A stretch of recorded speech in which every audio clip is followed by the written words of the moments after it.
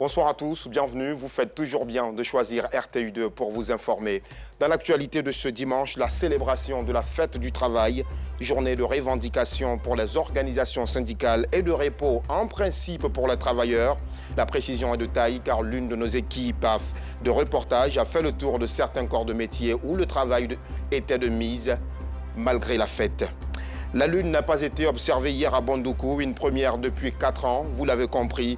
Nous vous amènerons à Bondoukou ce soir, un voyage pour découvrir le spécialiste dans l'observation de la Lune, mais aussi pour comprendre comment cette localité est devenue une ville aux 1000 mosquées. Voilà pour le programme.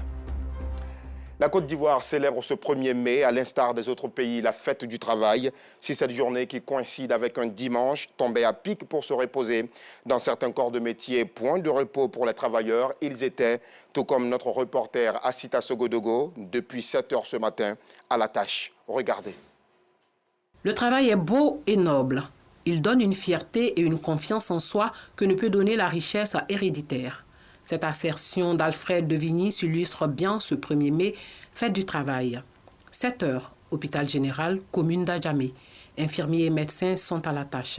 Ce matin, je suis venue au travail. Vraiment, je suis très contente, malgré que c'est la fête du travail. On profite en même temps, on voit nos malades et ça se passe bien. Même les jours de travail, nous sommes au service, c'est les urgences. Donc nous continuons à recevoir. Toujours dans la commune d'Adjamé, vigiles et policiers sont aussi à leur poste, prêts à parer à toute éventualité. Gueux, chef de gardiennage, donne des consignes à ses agents. Je suis aujourd'hui au plateau parce que je profite, comme c'est la fête de travail, venir donner un peu d'instructions à mes agents. Bien qu'aujourd'hui soit 1er mai, un jour dédié à tous les travailleurs du monde entier, il faut dire que pour les nécessités, n'est-ce pas, de travail, il y a un ensemble de personnes qui œuvrent dans l'ombre pour que la fête, n'est-ce pas, soit une réussite parfaite. Et nous nous réjouissons de faire partie, n'est-ce pas, de ce genre de personnes. Le commissaire Oufouette, lui, s'apprête à faire une descente dans un fumoir sur instruction du DG de la police nationale. Non loin de là, dans la commune du Plateau, chauffeurs de bus, de taxis et de bateaux-bus conduisent les passagers vers leur destination. Aujourd'hui est un jour férié et ça nous fait énormément plaisir de travailler. Pourquoi? Parce que déjà le caractère du jour concerne celui du travail. Et déjà, quand tu viens honorer ton boulot, en ce sens-là, nous déjà, ça nous fait plaisir. Pour se procurer du carburant, pas de souci. Les pompistes sont là. Les stations-service sont pratiquement toutes ouvertes. Ce 1er mai encore, le personnel d'astreinte ne s'est pas fait prier pour aller servir autrui. Car travailler, c'est servir l'autre et participer au développement du pays. Ce jour est aussi l'occasion pour les centrales syndicales d'égrainer leurs difficultés. Tout à fait. La célébration officielle de la fête du travail s'est tenue cet après-midi en présence du Premier ministre, chef du gouvernement. L'emploi, le pouvoir d'achat et la qualité étaient au centre des discussions entre les organisations de travailleurs et le gouvernement. Patrick Hachi a quant à lui affirmé que ces questions sont au cœur de la Côte d'Ivoire solidaire d'Alassane Ouattara et de l'action gouvernementale. Et cette même fête du travail est célébrée partout dans le monde, à l'instar de notre pays, la Côte d'Ivoire. Une célébration qui a cependant connu quelques modifications avec l'évolution du temps. Certainement, vous vous posez aussi la question, tout comme nous, d'où tire la fête du travail son origine. Notre reporter Rosemond Kini a cherché à le savoir. Le 1er mai 1886, 200 000 travailleurs américains obtiennent la journée de 8 heures. Les syndicats portaient cette revendication depuis le 1er mai 1884. En effet, la date du 1er mai était un symbole. Elle correspondait alors au premier jour de l'année comptable des entreprises. L'idée d'une journée annuelle de revendication naît à la même époque en Europe. La première célébration du 1er mai en France se déroule en 1890. Les ouvriers défilent pour demander une journée de 8 heures. Ils portent un triangle rouge à la boutonnière. Ces 3 côtés symbolisent le partage du temps entre le travail, le loisir et le sommeil. Le 1er mai devient un jour de manifestation ouvrière en France. Le gouvernement de Georges Clemenceau crée le ministère du Travail en octobre 1906 pour devenir le réceptacle des revendications revendications des ouvriers. Peu avant le 1er mai 1919, la loi légalise la réduction du temps de travail à 8 heures par jour. À cette occasion, des vœux ont été formulés par la population. En Côte d'Ivoire, conformément à l'article 24.2 du Code du travail, le jour de la fête nationale et le 1er mai, fête du travail, sont des jours fériés, chômés et payés. Journal aux couleurs de fête ce soir. Parlons à présent de l'Aïd el-Fitr, la fête du Ramadan, qui se tiendra en Côte d'Ivoire ce lundi 2 mai. Hier, les imams du pays étaient réunis depuis 18 h pour l'observation de la lune marquant la fin du Ramadan. Il a fallu attendre 22h30 pour entendre le communiqué final. Notre reporter Nou Sangaré nous amène dans les coulisses de cette assise méticuleuse. Grande mosquée de la Riviera Golf, commune de Cocody, il est 18 h ce samedi 30 avril. C'est l'heure du coucher du soleil. Dans cette salle sont retranchés les membres du comité d'observation du croissant lunaire. Focus sur leur téléphone portable, les membres de ce comité sont en attente d'éventuels appels. Nous, on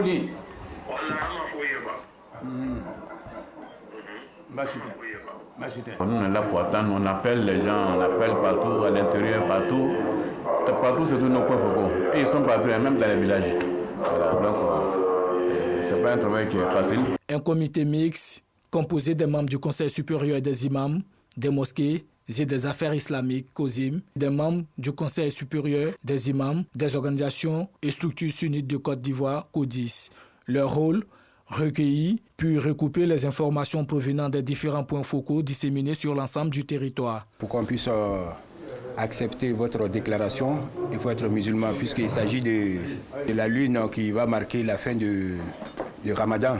Même si un non-musulman voit la lune, il peut appeler son frère qui est à côté pour lui dire « Ah, vraiment, voici la lune ». Voilà, c'est selon la déclaration des musulmans qu'on peut... Pas tous les musulmans même. Voilà, il faut qu'il soit un musulman digne de confiance. L'observation du croissant lunaire obéit à tout un processus avant la diffusion d'un quelconque communiqué. Souvent, on peut prendre plus de 2 heures, 3 heures avant de donner l'information. Parce qu'il faut vérifier. Il y a des gens aussi, quand on voit la lune, il faut aller voir l'imam de tutelle, l'imam du village, de la ville, lui donne l'information, lui aussi va vérifier avant d'appeler ici. Quand il appelle, nous on vérifie. Donc cette vérification peut prendre plus de 2 heures, 3 heures souvent. Voilà pourquoi les gens ne peuvent pas comprendre pourquoi un soleil qui a couché depuis 18h30, 19h, c'est jusqu'à 21h, 22h, nous donne l'information. Voilà les raisons. Ce samedi 30 avril jusqu'à 20h, le croissant lunaire n'a été observé nulle part sur l'ensemble du territoire. Nous, on a fait la prière ici, mais à l'intérieur, il y a des points qui vont prier. Voilà, le soleil n'est pas encore couché, encore au nord. Voilà, donc au soleil, il faut attendre vers les 19h, voire 19h passées, pour qu'ils fassent leur prière et puis commencer à nous donner les informations. Cependant, rien n'est encore décidé sur la tenue ou non de la célébration du Ramadan, selon Sekou Silla, porte-parole du comité. Nous avons une règle que les imams ont établie depuis près de plus de 5 ans. C'est que nous observons, nous attendons les informations et notre heure finale, c'est 22h30. L'information que vous aurez à 22h30, c'est ça qui est la dernière information au niveau des imams. 22h30. Les fidèles musulmans sont situés sur la date de la fête du Ramadan ou l'Aïd el-Fitr par une déclaration de la fêtière des organisations islamiques en Côte d'Ivoire, COSIM. Elle sera célébrée ce lundi 2 avril, marquant ainsi la fin du jeûne musulman.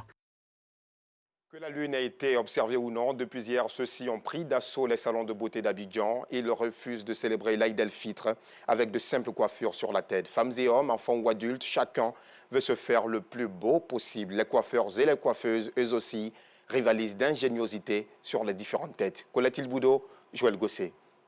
À l'approche de la fête de Ramadan, il n'y a pas que la nourriture qui préoccupe les populations. La gente féminine se préoccupe aussi de l'habillement, mais aussi de la coiffure.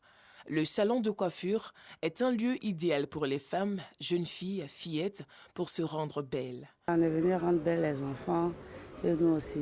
Je vous dis merci à Dieu. On a commencé le Ramadan avec Bismillah, on a terminé avec Alhamdulillah, qu'Allah accepte toutes les prières. Elles y trouvent des services de soins de toutes sortes sur le visage et les cheveux. À Marcory, dans le sud d'Abidjan, à quelques heures de la fête de Ramadan, elles se sont ruées dans les différents salons de coiffure du grand marché de la commune.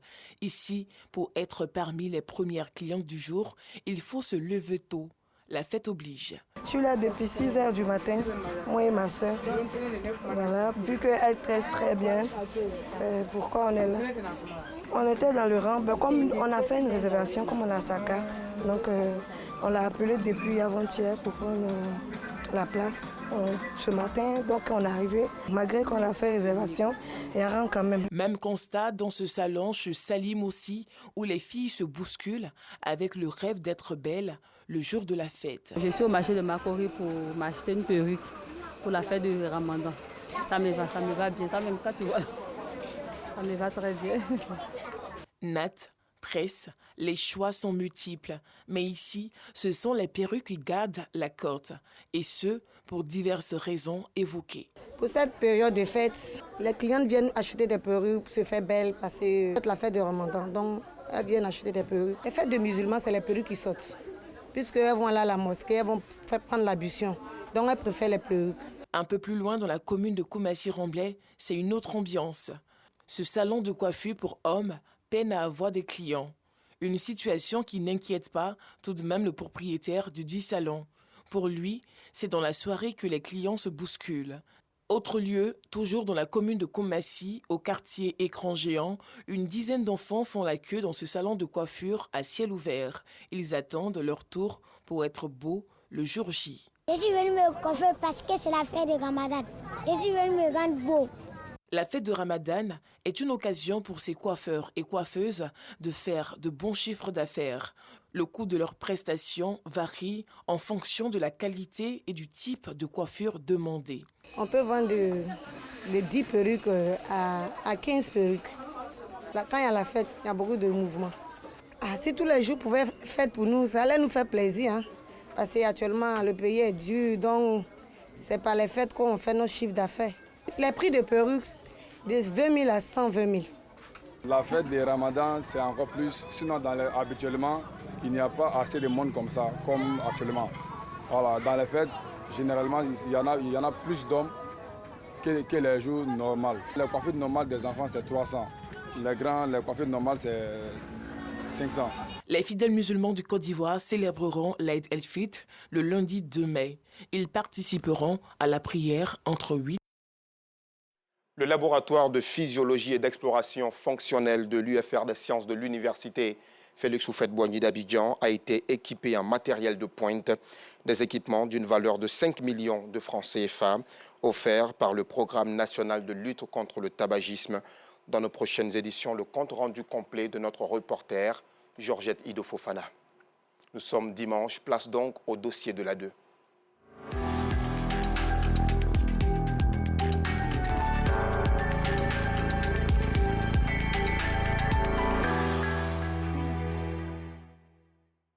La lune n'a pas été observée hier à Bondoukou, mais cela n'enlève en rien à la religiosité de cette ville. À Bondoukou, vous rencontrerez des mosquées à tous les coins de rue, des sites de prière d'envergure, mais aussi des centres de formation et de sensibilisation des jeunes, ainsi que des différentes communautés à la cohésion sociale. Une ville devenue ces dernières années la vitrine de l'observation de la lune, quoique la forte pluie d'hier l'en a empêché. La rédaction vous amène ce soir à la découverte de l'histoire de l'islamisation de Bondoukou, la ville aux 1000 mosquées. Il surplombe tous les quartiers de la ville. Ces minarets, des plus modestes aux plus impressionnants, font de Bondoukou une cité aux 1000 mosquées.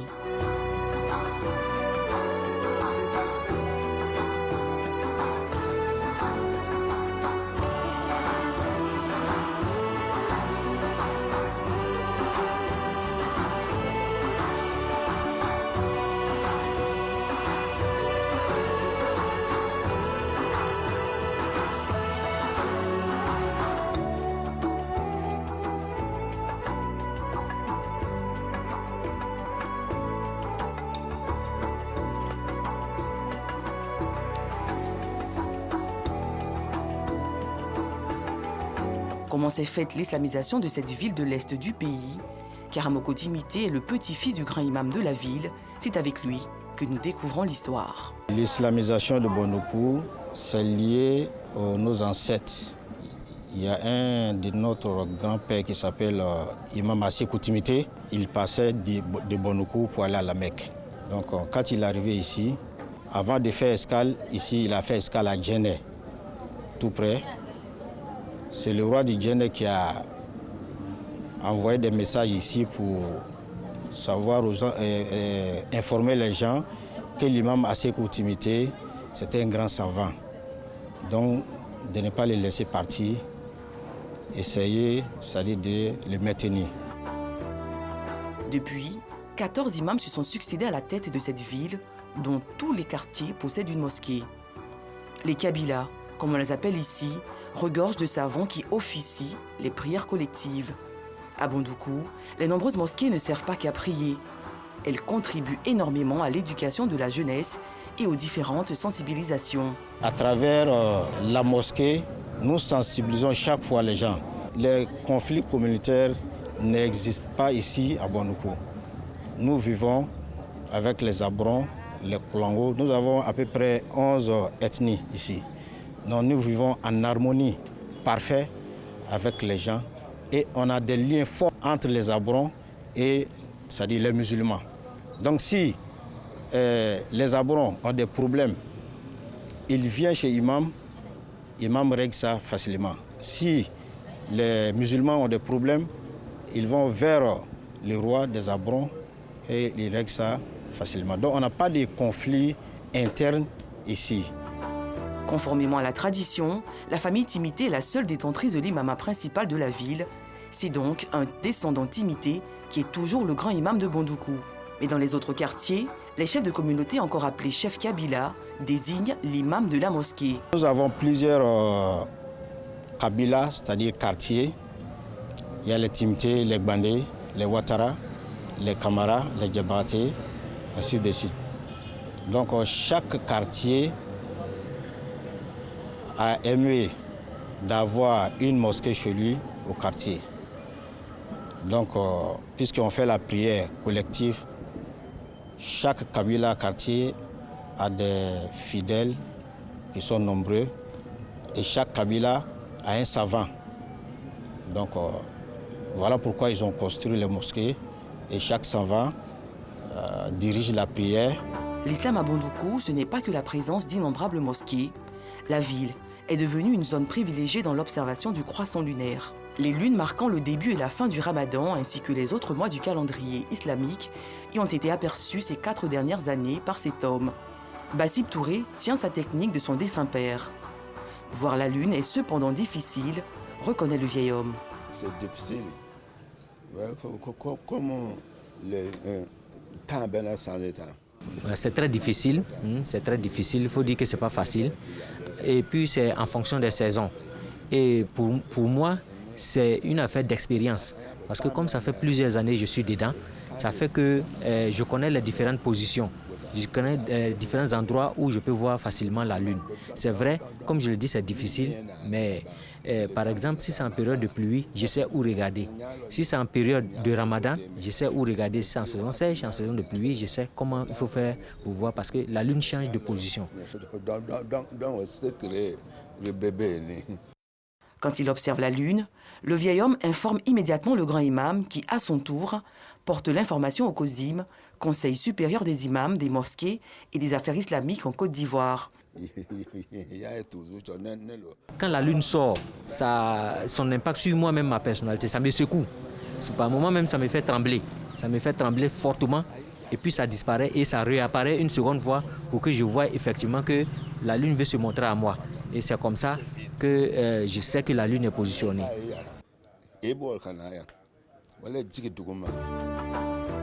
La ville de Bondoukou regorge de potentialités touristiques, au nombre desquelles s'inscrit ce pilier témoin de la première mosquée de la ville, offerte gracieusement en 1616 par les premiers commerçants caravaniers, avant d'être modernisée il y a quelques années. C'est un site très important pour les musulmans de Bondoukou, mais aussi pour les étrangers, surtout sur le plan touristique, c'est très important, parce qu'aujourd'hui les gens se déplacent, d'ailleurs pour venir voir ce que c'est, puisque les gens viennent se recueillir au pied de ce pilier là aussi. Un pilier de type soudanais construit respectant les 4 points cardinaux ainsi que le lever et le coucher du soleil. Un impressionnant site visité par des centaines de pèlerins tous les ans. Aux heures de prière, les différentes mosquées de la ville de Bondoukou refusent du monde. Les fidèles y accourent pour respecter l'une des obligations les plus importantes de la religion musulmane. Des mosquées qui font la fierté de cette ville et la positionnent au nombre des destinations religieuses les plus prisées du pays. Bondoukou, partout ailleurs en Côte d'Ivoire, la fête de l'Aïd el-Fitr, la fête du Ramadan, sera célébrée demain, lundi 2 mai 2022. C'est sur cette information que prend fin ce journal. Merci de nous avoir suivis à Soko et à Sandégué. Très bonne fête de travail et du Ramadan sur nos antennes. Bonne soirée.